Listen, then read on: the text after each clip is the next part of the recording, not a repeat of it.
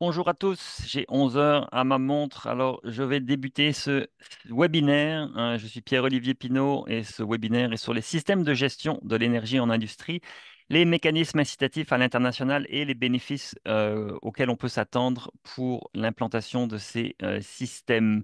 C'est un webinaire qui est basé sur un rapport que nous avons écrit à la demande d'Hydro-Québec, mais c'était en fait un sujet qui nous intéresse particulièrement. Vous imaginez bien qu'une chaire de gestion du secteur de l'énergie s'intéresse à la gestion de l'énergie.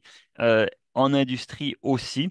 Donc, c'était tout à fait naturel pour nous de faire ce rapport et c'était dans la lignée de différents rapports qu'on a fait sur l'efficacité énergétique, sur la productivité énergétique et des activités qui s'en viennent et des rapports qui s'en viennent toujours sur le thème de l'efficacité énergétique et de la productivité énergétique. Le rapport est disponible sur le web. Je vous invite à le télécharger si vous voulez, ainsi que les diapositives que je vais présenter aujourd'hui. Ces diapositives et ce rapport, donc, ils sont disponibles à la page d'inscription. Il y a un lien vers la page du rapport et vous pouvez télécharger autant le rapport que les diapositives que je vais vous présenter. Le rapport a été relu par différents acteurs du secteur de l'efficacité énergétique. J'aimerais particulièrement remercier Econolair, Écosystème, Aconovia, Énergie 3R, le CQ3E, le Conseil québécois des entreprises en efficacité énergétique, Gamma et Jacques Harvey et consultants qui ont tous relu notre rapport et mis des commentaires. Évidemment, toutes les fautes qui sont encore dans le rapport et les opinions ou du moins les pistes de recommandation que nous avons émises sont les nôtres, mais je peux vous dire que ces entreprises-là, d'une manière générale, et les relecteurs ont trouvé le rapport enfin, intéressant et n'avaient pas à redire sur le rapport. Donc, je vais vous annoncer notre plan de match pour les 40 prochaines minutes. Je vous invite aussi à écrire vos questions dans la section questions et réponses de Zoom. Et dans les 20, 30, 20, 20 dernières minutes du webinaire, on va pouvoir échanger à travers les questions que vous allez poser.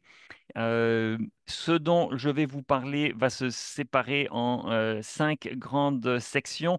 On va d'abord faire une introduction sur le contexte actuel au Québec, qui est un contexte de faible performance énergétique. Donc, on va se redonner quelques perspectives avec des chiffres pour documenter ça.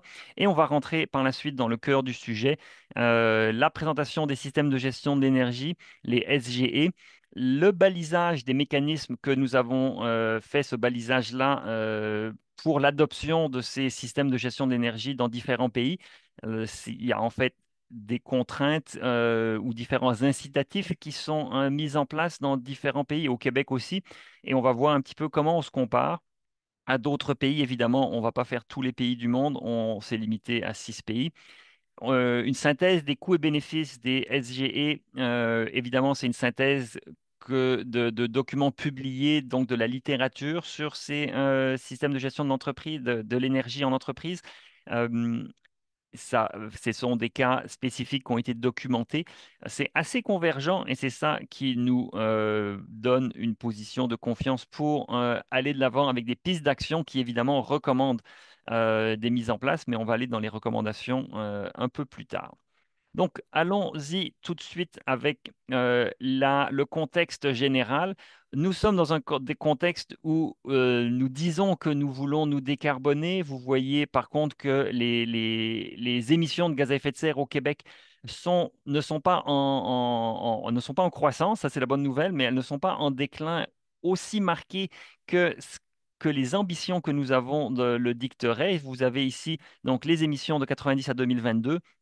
Et en 2023, en fait, les chiffres fédéraux sont sortis pour le Québec et on est au même niveau qu'en 2022, donc il n'y a pas de déclin par rapport à 2022 en 2023. Et vous voyez les objectifs de 20% sous le niveau de 90 pour 2020. En sol québécois, en territoire québécois, on n'a pas atteint notre objectif. Et pour 2030, donc dans 5 ans, on devrait être à 53 millions de tonnes. On est aujourd'hui à 79 millions de tonnes. On a 25 millions de tonnes à enlever de notre euh, parc d'émissions de gaz à effet de serre. Nous ne sommes pas en voie de l'atteindre. Il faut donc changer les choses. Il faut changer les choses. Le gouvernement annonce qu'en 2020, on a atteint notre cible, même dépassé notre cible grâce au flux net des droits d'émission, parce qu'on est dans un marché commun de droits d'émission avec la Californie. Donc en 2020, on aurait d'une manière comptable atteint nos cibles et même dépassé notre cible de moins 20%. Ça, c'est le petit point noir en 2020 que vous voyez sous la cible.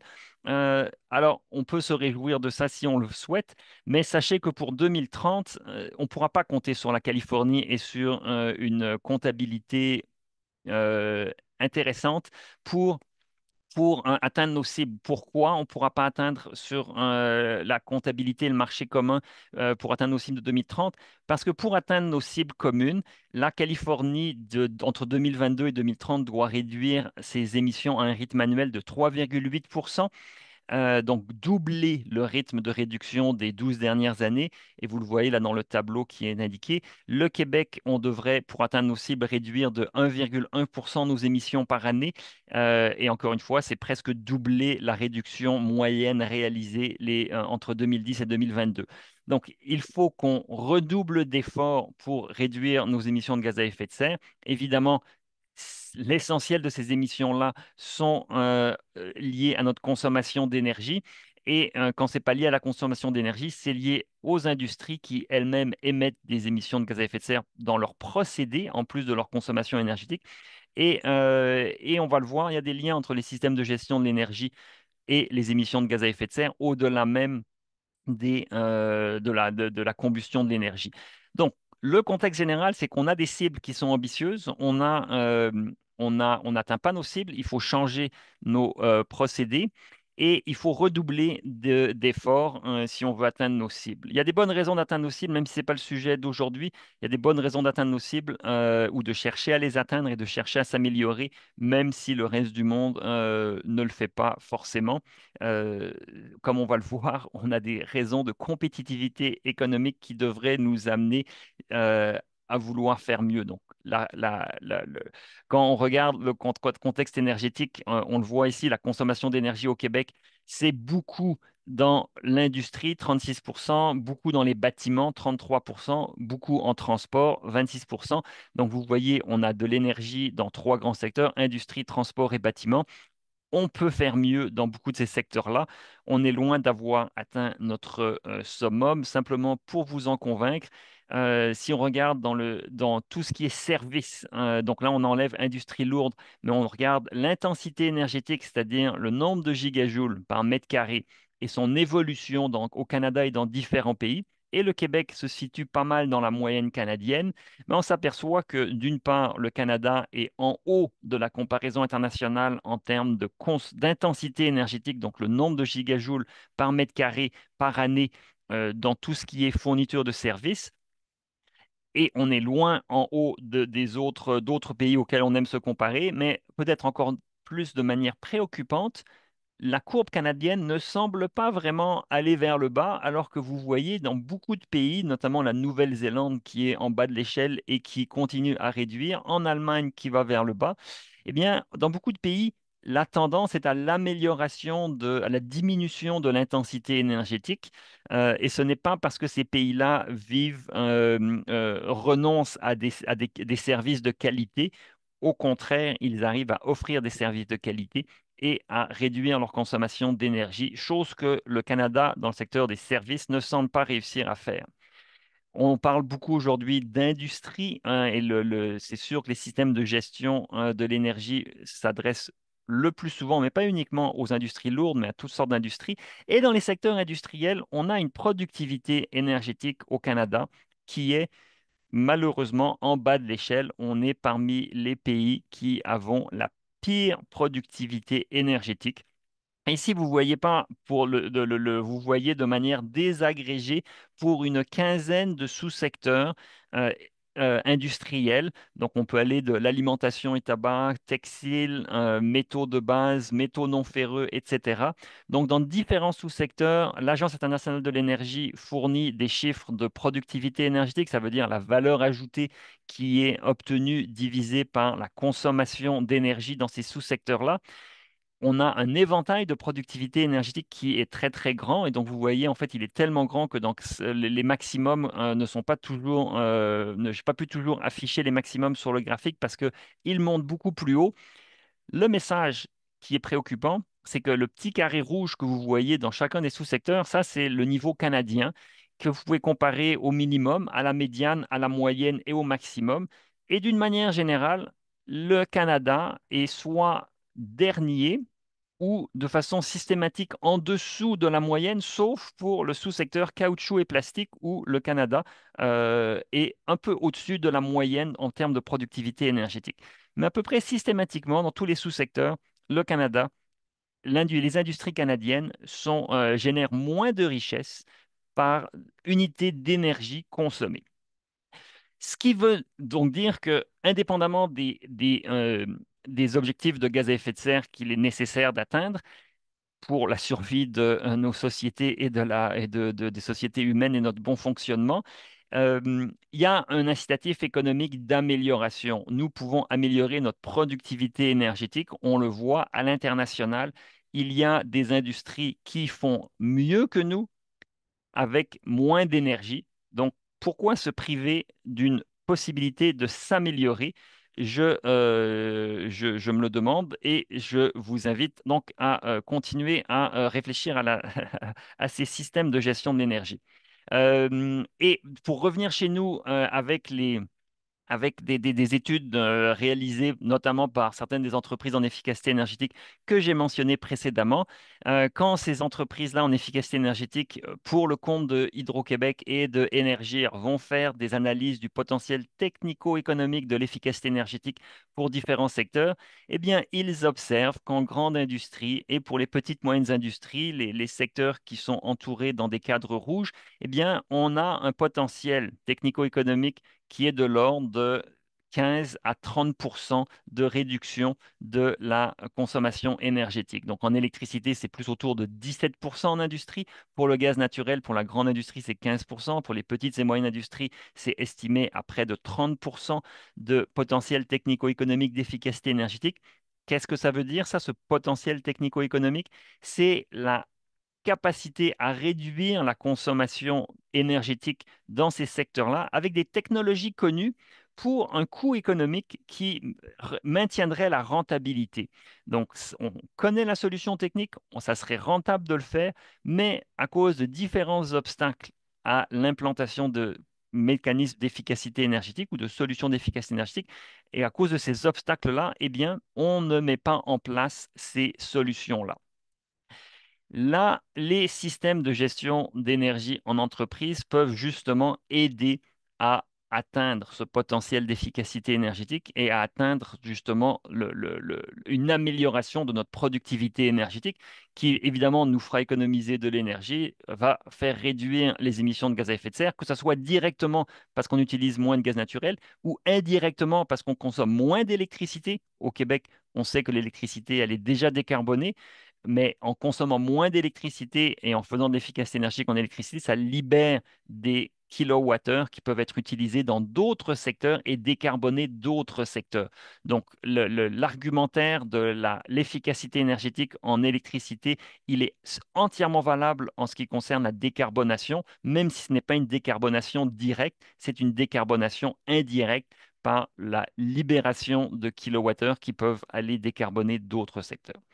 Donc, pourquoi est-ce que ces systèmes de gestion d'énergie sont importants? C'est ce que nous allons maintenant voir. Et avant de voir plus en détail, présentons-les. Qu'est-ce que c'est un système de gestion de l'énergie en entreprise?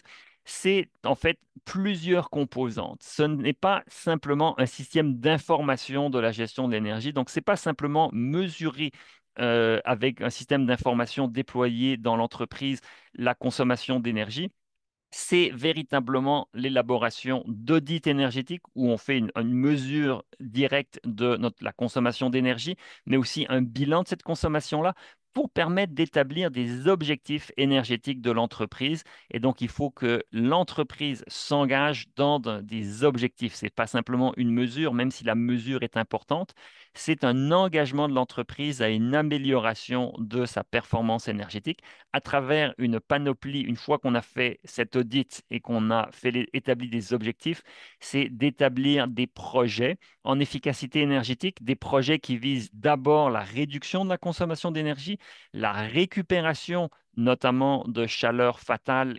de chaleur qui n'est pas forcément revalorisée pour servir à d'autres fins dans une même entreprise ou éventuellement dans une entreprise connexe qui pourrait valoriser des rejets thermiques qu'une entreprise génère. Et en troisième lieu, par le remplacement d'équipements ou de procédés, donc ça peut être des pièces d'équipement ou des procédés à plus large échelle, de remplacement de ces équipements-là pour adopter des meilleures technologies plus performantes. Dans un processus de système de gestion de l'énergie, il y a évidemment une vérification qui est réalisée et un processus d'amélioration continue avec des rétroactions qui se font. Et tout ça, c'est basé, oui, sur un système d'information pour la gestion de l'énergie et différents outils de gestion de l'énergie, donc des mesures de la consommation, de la régulation, de l'optimisation de procédés. Et ça doit se faire en continu dans un engagement de toutes les parties prenantes de l'entreprise. Ça ne peut pas être l'action d'une seule personne isolée. Donc, c'est vraiment un système de gestion en entreprise. C'est quelque chose qui nécessite une approche globale et qui nécessite un engagement de la part des différents acteurs. Donc, il faut évidemment un engagement de l'entreprise, et je ne vais pas ici passer à travers tous les éléments, mais je vais simplement réitérer que il faut un engagement de l'entreprise, de la haute direction. Il faut sensibiliser les employés de l'entreprise à l'efficacité énergétique, aux solutions qui sont possibles, à la vigilance et surtout aussi mettre un système de suivi avec de la gouvernance et une culture de l'efficacité énergétique qui est nourrie dans l'entreprise. Ça, encore une fois, ça ne peut pas être que des gadgets techniques qu'on installe ou une nouvelle pièce d'équipement qui est installée. Ça demande vraiment un engagement de l'entreprise. Aussi, et c'est souvent ce qui rebute, ça demande évidemment un effort financier parce qu'il y a des mesures à déployer. On va voir cet effort financier, et on va le voir parce qu'il y a des études dont je vais partager les résultats qui nous le montrent, mais l'effort financier, il est essentiellement en termes de ressources humaines pour mettre en place ce système de gestion de l'énergie en entreprise. Donc, il faut mettre des ressources humaines en œuvre pour déployer les différents outils qu'on va déployer. Il faut aller chercher évidemment un financement parce qu'il y a régulièrement des investissements à faire, puisque pour mettre en œuvre des projets d'efficacité énergétique, même s'il y a c'est une certaine quantité de projets qui peuvent se faire uniquement par une gestion plus serrée et réaliser des gains par cette gestion plus vigilante de l'énergie, il arrive un stade où des investissements sont nécessaires et donc il y a un effort financier à déployer. Et le troisième pôle qui est requis pour l'implantation de de ces systèmes de gestion de l'énergie, c'est le développement d'une expertise scientifique. Donc, au-delà de l'engagement de l'entreprise, généralisé, autant de la haute entreprise, de la haute direction que des employés, il faut s'assurer d'avoir des ressources dédiées qui sont en charge, avec évidemment le soutien de tout le monde dans l'entreprise, en charge du déploiement de ces systèmes de gestion qui sont les champions de l'efficacité énergétique et de la gestion de l'énergie, qui mettent en place tous ces équipements-là et toute cette nouvelle gestion, notamment l'expertise spécifique, et ça c'est quelque chose qui se développe de plus en plus avec la digitalisation et la capacité qu'on a à créer des jumeaux numériques d'une entreprise ou d'une industrie ou d'une usine pour pouvoir faire des simulations et voir comment est-ce qu'on peut faire des simulations de la manière dont les procédés de l'industrie et de l'usine sont mis en œuvre et permettent de se déployer et consomment de l'énergie. Avec des jumeaux numériques, eh bien, on peut faire des analyses, on peut mieux comprendre ces procédés, faire des tests virtuels pour comprendre comment améliorer et essayer d'estimer quel genre de gain on va réaliser. Donc, vous avez ici les trois grands pôles, un engagement d'entreprise, un effort financier, le développement d'une expertise spécifique à l'interne, mais évidemment, il y a du support externe qui va devoir venir soutenir les équipes internes. Euh, on n'est pas obligé d'aller tout de suite avec un système de gestion de l'énergie qui est certifié. Et on va parler de différentes certifications dans le cadre de ce webinaire. Mais il y a tout un processus de mise en œuvre des systèmes de gestion de l'énergie. On peut débuter avec des éléments fondateurs, un mesurage et un audit énergétique. Cet audit énergétique ne nécessite pas encore d'avoir un système d'information de l'énergie complètement mis en place dans l'entreprise. Donc, c'est un mesurage des audits énergétiques qui peuvent nous amener par la suite à formuler des objectifs énergétiques pour l'entreprise. Et dans l'audit énergétique, eh bien, évidemment, ça vient avec des recommandations de certaines choses qui peuvent être faites. Et ça nous amène par la suite à déterminer quels sont les projets en efficacité énergétique qu'il faut mettre en place, faire de la vérification et de l'amélioration. Et évidemment, ce qui est recommandé, c'est d'avoir un système de gestion de l'énergie certifié parce que cette certification donne une reconnaissance autant à l'interne qu'à l'externe pour s'assurer de valoriser le mieux les retombées de l'efficacité énergétique et de la réduction de la consommation d'énergie qui est observé. Et ça permet donc de donner une crédibilité autant pour l'entreprise que pour ses actionnaires, que pour ses clients et les parties prenantes, que l'entreprise est véritablement engagée dans cette saine gestion de la consommation énergétique avec des réductions qui sont documentées. Et les avantages de la certification, c'est que ça donne une crédibilité bien plus grande aux résultats qui sont obtenus. Ce n'est pas obligatoire forcément d'avoir cette certification, parce qu'évidemment, ça vient avec des coûts et certaines contraintes. Donc, c'est pour ça que beaucoup de pays et de normes ont accepté d'avoir des systèmes de gestion de l'énergie non certifiés pour donner plus de flexibilité aux entreprises. Et donc, vous voyez, il y a même des normes internationales, des normes ISO 50005 qui nous donnent justement l'essentiel d'un système de gestion de l'énergie, mais sans la certification. Même chose aux États-Unis. Les États-Unis, le Department of Energy, DOE, a son programme 50001 Ready Program pour justement amener les entreprises au seuil de la certification et donner une certification éventuelle qui n'est pas la 50001, mais qui est une variante américaine de la ISO 50001 pour pouvoir justement offrir plus cette flexibilité-là dans la mise en œuvre des systèmes de gestion de l'énergie. Ce qui s'en vient au-delà, parce que gérer l'énergie, c'est évidemment essentiel, mais pour viser la carboneutralité, il faut avoir évidemment viser des opérations net zéro. Et donc, on a des systèmes de gestion d'énergie net zéro qui sont émergents avec des normes qui vont se développer. Là, vous voyez la norme ISO 50010 qui se développe et qui fournit justement des lignes directrices pour atteindre la neutralité carbone. Donc, c'est éventuellement là où nous devrons arriver dans les années à venir, mais dans l'heure actuelle, on est encore, dans le cas du Québec, beaucoup à des éléments fondateurs, à des SGE non certifiés, et on l'espère arriver à des SGE certifiés. Cette certification ISO 50001, elle est en croissance à l'échelle mondiale. On voit ici quelques chiffres de 2018 à 2023, une augmentation du nombre d'entreprises qui ont cette certification ISO 50001 à l'échelle mondiale. Le Canada fait figure un petit peu de retardataire ou et quand je cherche un synonyme de l'antonyme plutôt de leader.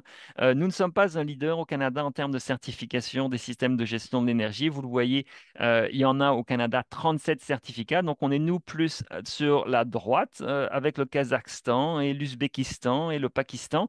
Donc, des pays avec lesquels, en général, on ne souhaite pas trop se comparer.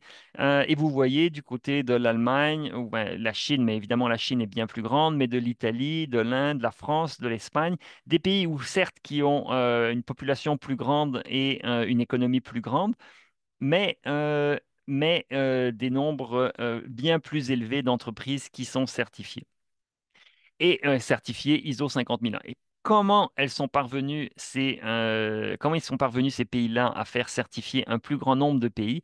Eh bien, c'est justement en mettant en place des mécanismes favorisant des mécanismes incitatifs favorisant l'adoption de systèmes de gestion de l'énergie dans l'entreprise. Donc, on arrive à la section on arrive à la section sur les différentes mesures incitatives qui sont mises en place. Donc, c'est un balisage international qu'on a fait auprès de 5 pays euh, pour savoir qu'est-ce qu'ils mettaient en place pour inciter les entreprises à mettre ces systèmes de gestion de l'énergie.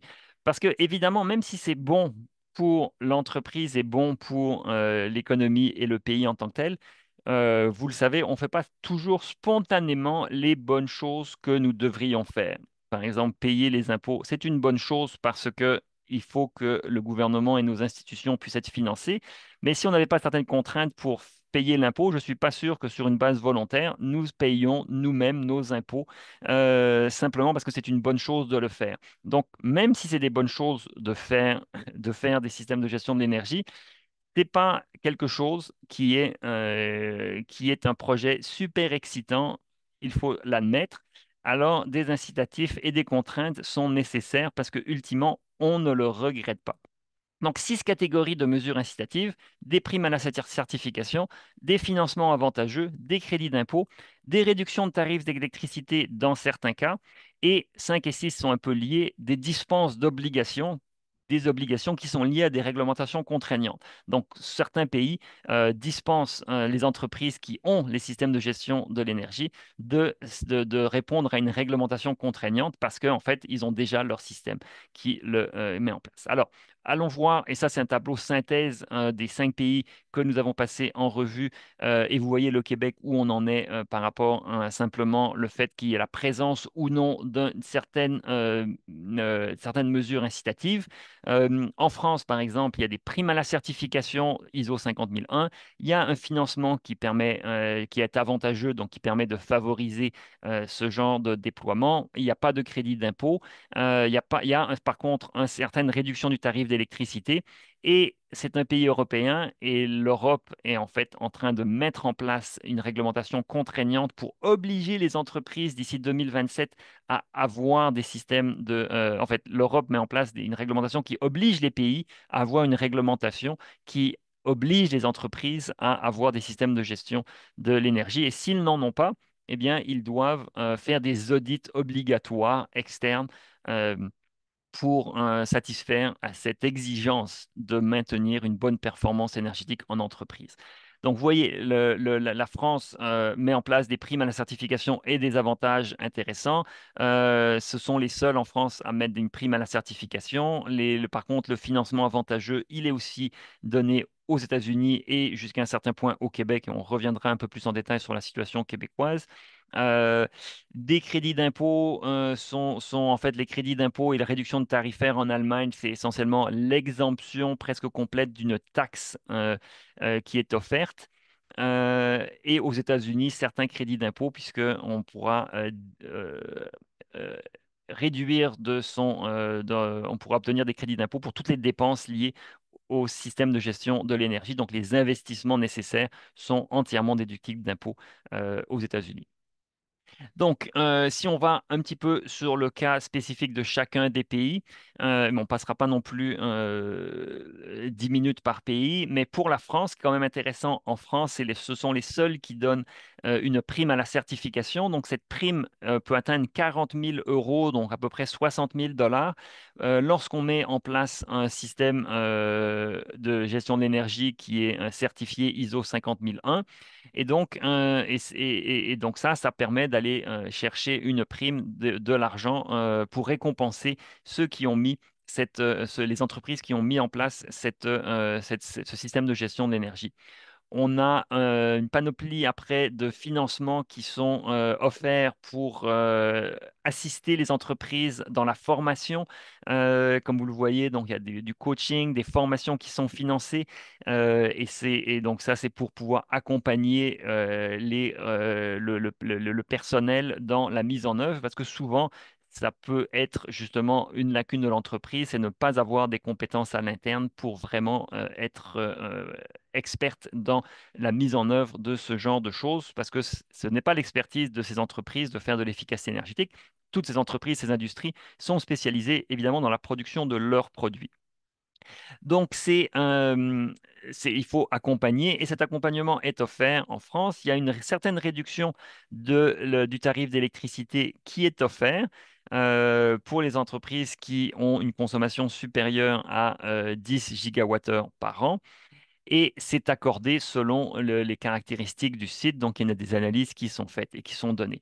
Et les dispenses d'obligations qu'on retrouve dans ces pays européens, eh bien, c'est en fait des dispenses d'obligation de mener des audits énergétiques tous les 4 ans.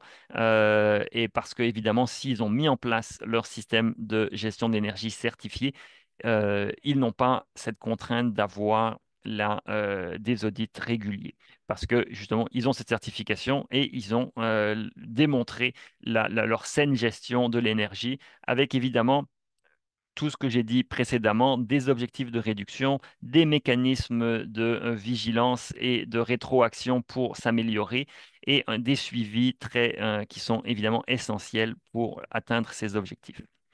Dans le cas de l'Allemagne, ce qui est intéressant à mentionner, c'est que c'est essentiellement, et c'est là le gros élément motivateur, un crédit sur la taxe pour les énergies renouvelables qui peut atteindre jusqu'à 90% du montant de la taxe. Donc, ce qui encourage et incite les entreprises allemandes à mettre en place des systèmes de gestion de l'énergie, c'est que si elles ne le font pas, eh bien, elles doivent payer l'entièreté de la taxe sur les énergies renouvelables qui vient aider le financement du déploiement éolien et solaire en Allemagne. Vous le savez, l'Allemagne est un modèle en termes de transition énergétique en ce qui concerne le déploiement de parcs éoliens et de parcs solaires. Ça leur coûte cher et ils financent ces parcs éoliens et solaires à travers une taxe spécifique sur l'électricité. Et les entreprises peuvent être exemptées de cette taxe jusqu'à 90% si elles mettent en place ce système de gestion de l'énergie.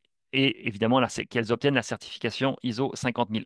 Donc, il y a un double incitatif pour elles, échapper à la taxe et avoir une meilleure gestion de l'énergie. Et c'est ce qui explique le fait, comme je vous le montrais précédemment, qu'il y a un très, très grand nombre d'entreprises allemandes qui ont cette certification ISO 50001. Au Royaume-Uni, ils sont sortis de l'Union européenne, mais ils ont quand même suivi l'Union européenne dans sa directive qui incite et oblige les pays à faire des suivis sur les systèmes de gestion d'énergie en entreprise. Donc, ils ont développé eux-mêmes le Energy Saving Opportunity Scheme qui met des obligations sur les entreprises pour obtenir justement ce suivi de la consommation d'énergie si elles ne le font pas, et donc elles sont soumises à des audits réguliers, alors que si elles sont certifiées ISO 50001, eh bien, elles sont exemptées de l'obligation de faire ces audits-là. Mais le Royaume-Uni n'a pas mis d'incitatif particulier pour la mise en œuvre de ces, des systèmes de gestion d'énergie. Aux États-Unis, c'est beaucoup le Department of Energy qui offre une panoplie de programmes d'accompagnement et de subventions ou de crédits d'impôt pour des initiatives qui sont convergentes donc avec la gestion de la mise en place de systèmes de gestion de l'énergie. Donc, il y a essentiellement du financement, de la formation et des crédits d'impôt qui sont offerts. Le prix de l'électricité aux États-Unis, il est État par État. Il se peut qu'il y ait dans certains États, et là, on n'a pas fait notre balisage auprès de tous les États, il se peut que certains États aient des obligations d'audit énergétique à l'occasion, surtout au niveau des bâtiments dans certains États. Mais le prix de l'énergie, évidemment, étant géré État par État, il n'y a pas de programme fédéral au niveau du prix de l'énergie aux États-Unis. Un petit peu comme au Canada, ce sont des prix provinciaux. La Suède est dans l'Union européenne, donc elle aussi, elle est soumise à la réglementation européenne qui oblige les pays à avoir une réglementation sur les systèmes de gestion de l'énergie pour les entreprises, les industries. Et en plus donc de la mise en œuvre de cette obligation, ils offrent un rabais sur l'électricité que vous voyez ici à être d'un demi-euro par mégawattheure, donc relativement modeste, mais tout de même non nul. Donc, on a en Suède certaines contraintes. Donc, c'est un incitatif avec un rabais sur l'électricité, mais aussi, une fois qu'on a le système certifié ISO 50001, on est exonéré, une fois de plus, de l'obligation de mener des audits énergétiques réglementaires que les pays européens sont obligés d'imposer à leurs industries à cause de la réglementation de Bruxelles qui va être en fait obligatoire à partir de 2027. À partir de 2027, tous les pays seront dans l'obligation d'imposer des audits énergétiques à leurs industries et c'est ce qui amène justement la mise en œuvre de ce déploiement des systèmes de gestion de l'énergie. Combien ça nous coûte et c'est quoi les bénéfices des SGE? Il y a plusieurs raisons. Les bénéfices, on peut les mettre en 6 grandes catégories. Il y a des économies financières à réaliser. Si on gère bien l'énergie dans son entreprise, on peut réduire ses coûts énergétiques. Souvent, on ne le voit pas parce qu'on ne prête pas attention, mais toutes les personnes qui se penchent sur la gestion de l'énergie en entreprise, mais même si on ramène ça au niveau individuel, il y a des économies à réaliser par une meilleure gestion méthodique et dans la durée. Il faut que ça perdure. Évidemment, il ne faut pas le faire simplement vers un blitz de gestion pendant 2 ou 3 mois. Il faut que ça se continue et ça perdure et ça soit des initiatives pérennes pendant malheureusement peut-être toute notre vie. Il faut être vigilant. Deuxième raison, participer à la transition énergétique, ça demande un engagement de toutes les parties prenantes. Il faut s'engager. Il faut aussi se conformer à la réglementation. Dans le cas de l'Europe, c'est très clair, c'est la conformité à la réglementation qui est une grosse motivation pour beaucoup d'entreprises, même si il y a aussi des avantages financiers à le faire, notamment des avantages spécifiques à la mise en place de ces systèmes de gestion d'énergie au-delà des réductions que ces systèmes-là vont amener. Pour l'image de l'entreprise, c'est aussi quelque chose qui peut être fort intéressant parce que vous pouvez indiquer à vos investisseurs, au gouvernement, à vos parties prenantes, à vos clients que vous êtes une entreprise exemplaire dans la gestion de l'énergie. Vous pouvez mettre de l'avant des réductions de la consommation et des réductions d'émissions de gaz à effet de serre. Ce sont des arguments qui parlent, qui aident à se positionner comme une entreprise intéressante avec laquelle nous aimons faire affaire et de plus en plus aussi dans les chaînes d'approvisionnement des entreprises, il y a des exigences que des donneurs d'ordre ou des donneurs de commandes mettent sur leurs fournisseurs. Ils veulent que leurs fournisseurs s'améliorent et donc il peut y avoir des exigences qui sont indiquées et ça aide au niveau justement du positionnement de l'entreprise pour aller chercher des contrats en pouvant cocher des cases qui indiquent que nous sommes des bons gestionnaires de l'énergie. Évidemment, profiter des mesures incitatives est une motivation et généraliser des bonnes pratiques en ayant une saine gestion et en ayant un regard global sur son entreprise. En général, ce n'est pas que des gains d'efficacité énergétique qu'on va chercher, mais ce sont des gains de productivité plus générale parce que ça permet de repenser un petit peu toutes de regarder, de soulever toutes les pierres et de regarder s'il n'y a pas des améliorations à faire. Et on peut généraliser donc cette pratique-là d'avoir une gestion très pointue de nos activités pour gagner en énergie, mais pour gagner d'une manière générale dans l'efficacité des différents procédés. De façon concrète, combien ça peut coûter? Aux États-Unis, il y a une étude récente que justement le DOE et toutes les références se trouvent là de ces documents desquels on rapporte des résultats. Les références se trouvent dans notre rapport, mais ça coûte en grosso modo 300 000 dollars pour mettre en place un système de gestion de l'énergie. C'est beaucoup du temps de personnel interne à l'établissement. Vous voyez, les deux tiers sont liés au temps de l'interne. Il y a évidemment une assistance technique externe qui peut être très importante et clé pour amener de l'expertise à l'interne. Et après, des équipements de mesure et de surveillance des systèmes de gestion de l'énergie coûtent quelque chose, donc il faut investir là-dedans. Et il y a des audits de certification, et vous voyez 6% des coûts. Et ça c'est évidemment les coûts qui sont avant les investissements nécessaires pour des projets de plus grande ampleur, des projets d'efficacité énergétique de plus grande ampleur. N'inclut pas évidemment les changements d'équipement ou de procédés qui peuvent être menés suite au diagnostic et à l'analyse que ces systèmes de gestion de l'énergie permettent de faire. Et ce que l'on observe, c'est un taux de retour sur l'investissement qui est en général moins de 3,5 ans et avec une majorité qui est sous les 2 ans et demi pour le retour sur l'investissement. Donc, quand on regarde les bénéfices et le temps file, alors et je vais laisser un peu de place pour les questions, mais je vais quand même terminer. Quand on regarde nos bénéfices, les bénéfices, simplement mettre en place ce système de gestion de l'énergie, ce que la littérature indique, c'est qu'on obtient de 3 à 6 de gains d'efficacité énergétique. Ça, c'est simplement en gérant mieux, avec la vigilance, en gérant mieux, en se disant, ah, mais il y a tel équipement qui est en fonction alors qu'il n'a pas besoin d'être en fonction parce qu'il ne sert pas dans le processus de production, mais il y avait personne qui avait réalisé qu'il fallait mettre l'équipement à l'arrêt. Et donc, en ayant une gestion globale, eh bien, on va chercher des améliorations de 3 à 6. Après, en faisant des projets spécifiques de procédés existants, eh bien, on peut aller chercher on peut aller doubler en quelque sorte les réductions de consommation d'énergie obtenues.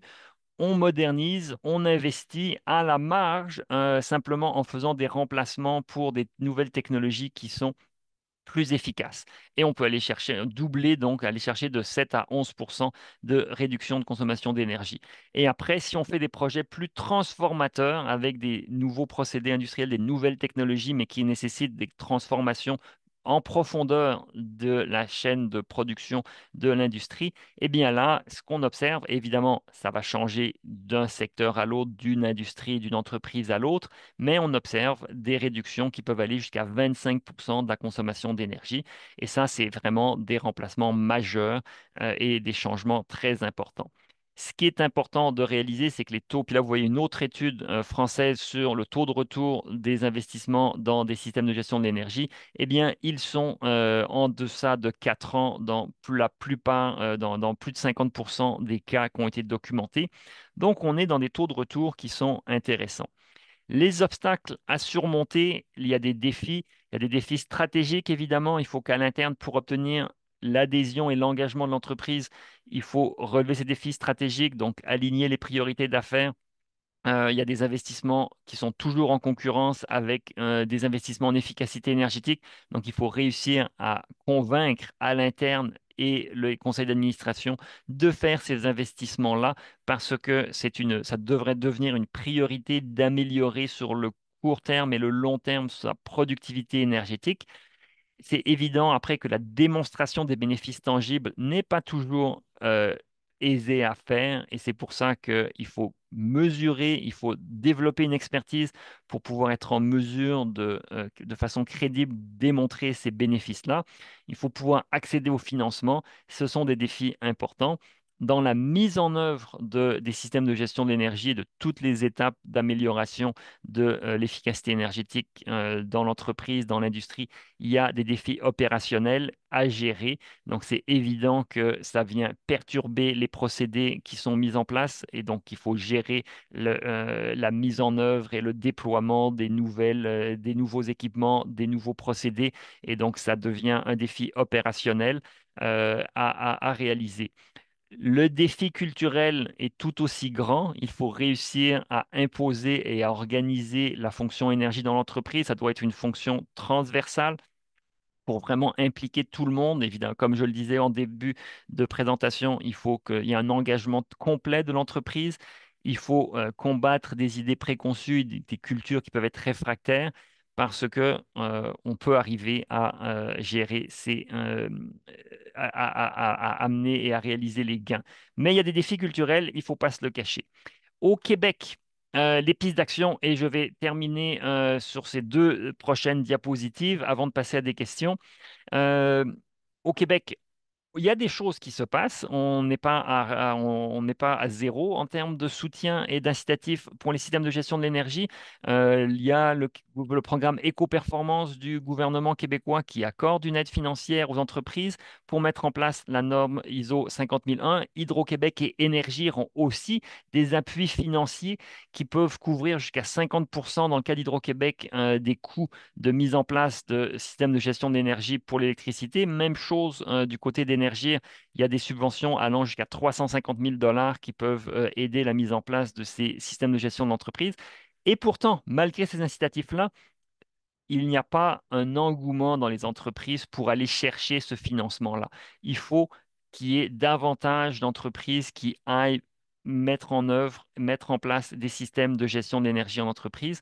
Et c'est pour ça que nous pensons qu'il faut aller au-delà et que nous avons trois grandes pistes de recommandations pour le Québec qui ont été partagées donc à la Régie de l'énergie, à Hydro-Québec et qu'on espère partager au gouvernement et à tout le monde pour le mettre en œuvre. Il faut évidemment offrir une vision et un support dans la durée. À l'instar de l'Union européenne qui a donné une vision. En 2023, ils ont dit qu'il y aurait une réglementation contraignante qui rentrerait en place en 2027. Donc, ils ont donné une vision aux entreprises et aux pays pour dire, vous devez le faire. Et il faut évidemment que cette vision, elle soit forte. Il faut que le soutien soit là. Il faut que le soutien, il soit durable dans le sens où on ne veut pas que les programmes disparaissent du jour au lendemain ou qu'une annonce du gouvernement dise, ah, mais tel programme est arrivé à échéance, donc on l'abolit ou on le met en pause pendant quelques mois. C'est le genre d'incertitude qui n'est pas acceptable pour les efforts d'efficacité énergétique. Donc autant il faut une vision gouvernementale dans la mise en œuvre, autant il faut un support qui soit aussi durable. Il faut développer des réseaux d'entreprises et des réseaux de bonnes pratiques pour justement pouvoir échanger ces bonnes pratiques. De plus en plus, les entreprises sont ouvertes à partager les bons coups et leurs approches pour favoriser la productivité énergétique. Tout le monde va gagner à échanger sans forcément, évidemment, révéler des secrets industriels. Il faut malgré tout révéler certaines bonnes pratiques ou certaines approches qui sont gagnantes. Et pour ça, il y a évidemment des consultants en efficacité énergétique qui peuvent offrir des grands services parce ils ont une vision transversale à travers leur mandat, mais on peut aussi développer des réseaux d'entreprises, un petit peu à l'image de ce que ASHRAE pour le bâtiment ou BOMA pour les bâtiments commerciaux font, des réseaux de bonnes pratiques pour l'efficacité énergétique et les systèmes de gestion d'entreprise. Une fois qu'on a fait ça, évidemment, nous pensons qu'il est important, étant donné l'obligation d'agir pour la transition énergétique, de mettre en place des contraintes, certaines contraintes, évidemment accompagnées de mesures incitatives pour récompenser les bons acteurs. Mais si on ne met pas ces contraintes-là, malheureusement, nous risquons de tomber dans des cas où, encore une fois, on tasse ces choses importantes parce qu'elles semblent non urgentes. Donc, on est toujours dans la gestion des urgences et des choses importantes. Comme vous le savez, les urgences ont tendance à dominer et on néglige les choses importantes qui paraissent moins urgentes. mais l'urgence climatique, elle est là, l'urgence de la transition énergétique et de la compétitivité, de la productivité est là. Donc, il faut des contraintes pour justement que ces choses importantes qui paraissent non urgentes émergent et aillent sur le dessus des dossiers sur lesquels les entreprises se penchent. Donc, nous sommes en faveur de certaines contraintes à la chaire de gestion du secteur d'énergie pour la mise en place de ces systèmes de gestion de l'énergie. Je vous remercie de votre attention. Il y a des questions. Il nous reste 12 minutes pour arriver à midi. Il y a des questions. Donc, je vais me lancer directement dans les questions. Et on a donc Marco Giroir qui nous dit, donc je les lis en même temps parce que vous savez, je n'ai pas pu les lire avant que vous me les posiez et pendant que je présentais. Donc, Marco Giroir nous dit, que pouvez-vous nous dire concernant l'intégration des SGE dans le secteur agricole? Je pense entre autres le secteur séricole. De mémoire, certaines entreprises séricoles en France ont mis en œuvre la norme ISO 50001. Bonne question. La réalité, c'est que je ne peux pas vous dire grand-chose dans le milieu séricole spécifique ou agricole. C'est certain que toute entreprise peut mieux gérer son secteur, sa consommation d'énergie, donc dans les serres aussi, mais malheureusement, on ne s'est pas penché spécifiquement sur le secteur séricole. Deuxième question posée par un spectateur anonyme. Est-ce qu'il y a des données ou des tendances de productivité énergétique des entreprises québécoises? Bonne question. Nous sommes à mettre à jour notre rapport sur la productivité énergétique. En 2019, nous avons sorti un rapport sur la productivité énergétique que vous pouvez aller chercher sur le web. On le met à jour. On va aller chercher les données les plus récentes sur le Québec. Malheureusement, l'analyse que je vous ai montrée par sous-secteur industriel euh, que je vous ai montré, on l'a au niveau canadien, mais on ne l'a pas au niveau québécois, ces sous-secteurs-là. Alors, dans la mesure du possible, nous allons mettre à jour avec des données québécoises, mais on n'a pas ces chiffres-là pour le Québec. Le Québec, d'une manière générale, est dans la moyenne canadienne. Alors, sur tous les indicateurs qu'on voit, on voit qu'on a des indicateurs québécois, on voit qu'on est dans la moyenne canadienne.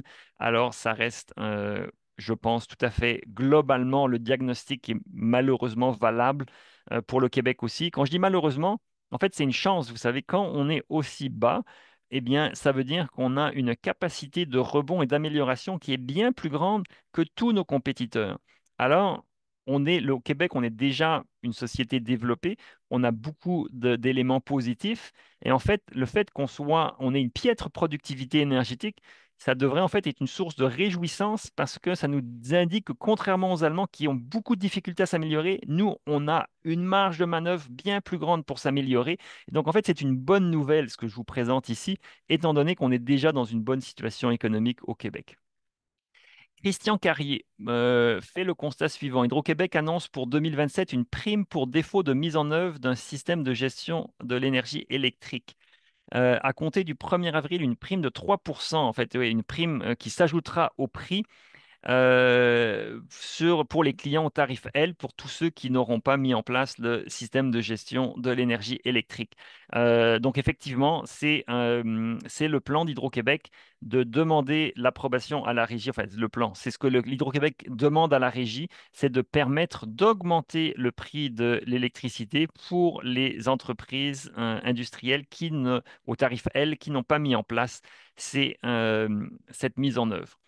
Donc, la contrainte, elle arrive et si la Régie de l'énergie approuve cet aspect-là de la demande d'Hydro-Québec, la contrainte arrivera. Un spectateur anonyme demande, est-ce qu'on a une idée sur le temps moyen de la mise en œuvre des systèmes selon l'échelle des entreprises? Bonne question. Euh, Dans les résultats que je vous montrais ici, euh, alors c'est sûr qu'il y a des études qui ont été faites. Je pense qu'il y a certains résultats qui sont obtenus. Je ne m'en souviens plus exactement du temps de mise en œuvre, de déploiement selon la taille des entreprises.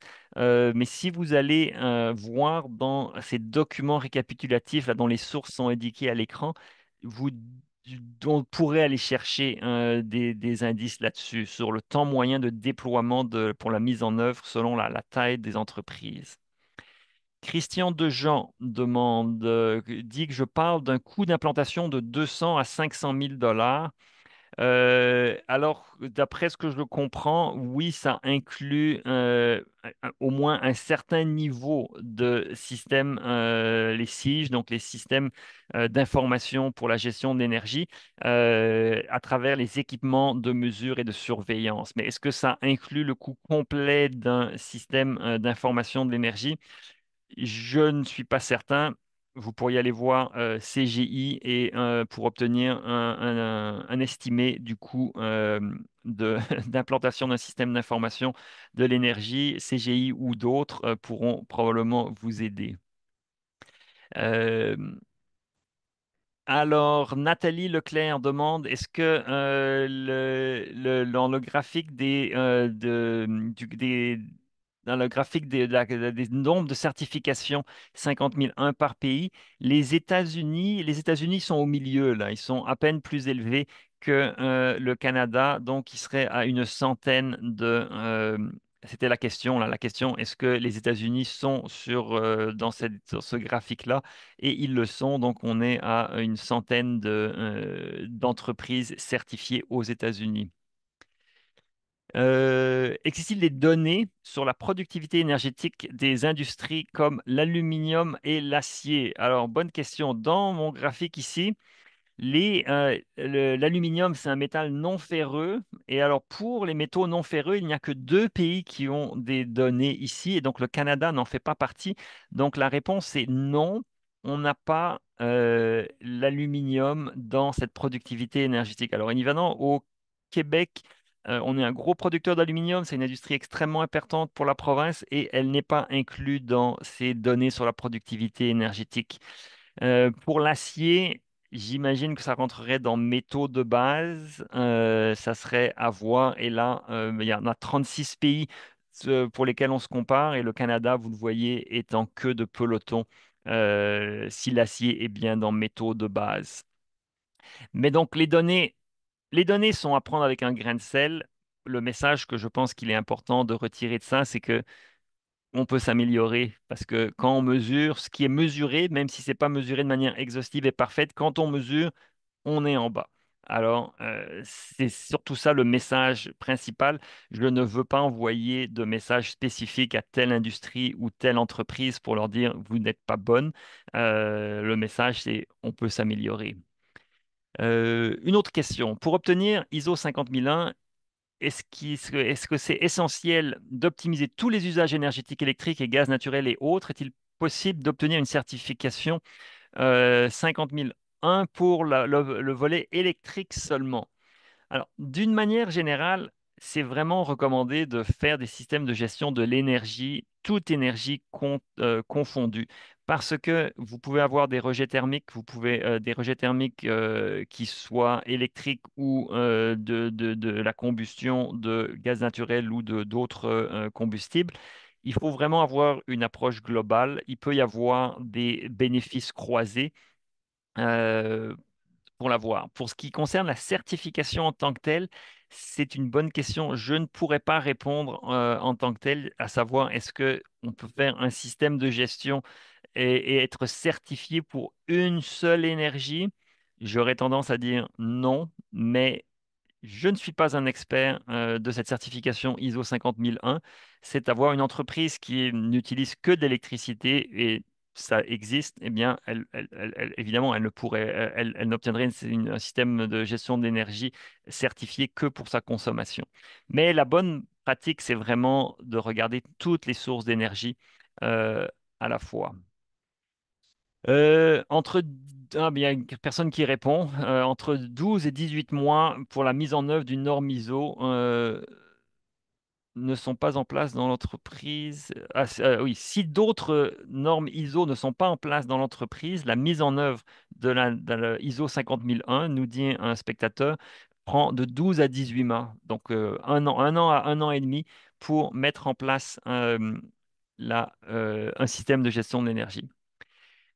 Alexandre Côté demande s'il existe une vigie ou une liste de fournisseurs de systèmes et technologies des outils de SIG, donc les systèmes d'information pour la gestion de l'énergie, par industrie. Peu de solutions viables et complètes semblent exister pour les grands industriels. Donc, c'est une bonne question.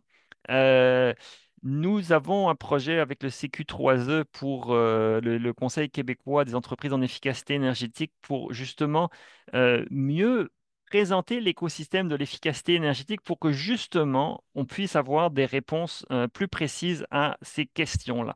Parce que trop souvent, on a des questions tout à fait légitimes, comme justement la liste des fournisseurs qui peuvent nous aider, et on ne sait pas comment procéder. Et la réponse à directement à cette question, c'est non, je ne sais pas moi s'il y a de liste, je ne connais pas de liste de fournisseurs ou de systèmes technologiques pour tous les systèmes d'information de gestion d'énergie et les systèmes de gestion d'énergie. Ça serait utile. On a le projet d'aller dans ce sens-là parce que évidemment, il y a encore beaucoup d'informations à obtenir et ça fait partie justement des raisons pour lesquelles on a mis notre deuxième recommandation ici. Développer des réseaux d'entreprises, mais dans ces réseaux d'entreprises, c'est pour des partages d'informations puissent se faire et faciliter la mise en œuvre et la compréhension de ce qui peut être fait. Marco Giroir pose une autre question ou c'est peut-être un commentaire. Le nombre de certifications ISO 50001 par pays, il est probable que les entreprises américaines sont certifiées davantage par leur propre programme, effectivement, puisque là, c'est vraiment les entreprises qui ont le ISO 50001 de la norme internationale. Mais aux États-Unis, ils ont, comme on le disait, ils ont leur programme, je le mentionnais en fait ici. Aux États-Unis, ils ont le DOE 50001 Ready Program et Super Energy Performance, qui sont des certifications américaines, donc qui permettent de ne pas obtenir la certification internationale. Merci Marco de la précision. Euh, et il est midi. Alors, sur ce, je vais vous remercier une fois de plus, euh, remercier les partenaires de la chaire de gestion du secteur de l'énergie qui nous soutiennent. Sans leur soutien, je ne serais pas là, enfin je serais là, mais pas à vous présenter et pas à faire tout ce que je peux faire grâce au soutien des partenaires de la chaire. Et nous allons avoir un webinaire le 12 juin prochain sur la tarification de l'électricité au Québec. Vous allez recevoir un courriel annonçant tous les détails très bientôt. Je vous remercie. Une excellente journée à tous et à bientôt. Au revoir.